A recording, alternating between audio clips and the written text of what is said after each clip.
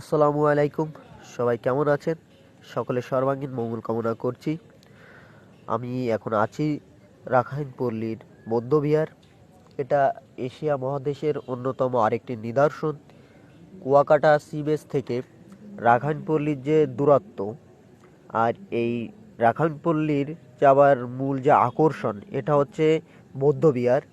এছাড়াও রাখাইন পল্লীতে অনেক অনেক সুন্দর দোকানপাট, যেগুলো আমি পরবর্তী ভিডিওতে তুলে ধরবো। এখন এই মুহূর্তে আমি বৌদ্ধবিহারে প্রবেশ করলাম, যদিও এখানে ক্যামেরা দিয়ে ভিডিও করা নিষিদ্ধ ছিল। আমি পরবর্তীতে ভিডিওটা করলাম এবং এর ভিতরে শব্দ করা নিষিদ্ধ।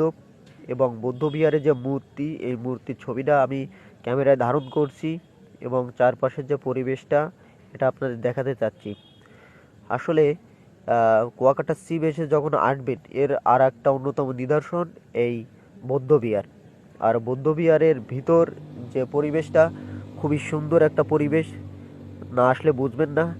তাই যখনই সময় পাবেন কিংবা ফ্রি সময় থাকবেন আর ভ্রমণের জন্য কুয়াকাটা আসলে বৌদ্ধবিহার থেকে ঘুরে যাবেন। বৌদ্ধবিহারের চারপাশের যে পরিবেশ খুবই সুন্দর, এটা না ঘুরলে আপনারা বুঝবেন না। তাই সবাই আসবেন, ঘুরে যাবেন বৌদ্ধবিহারে।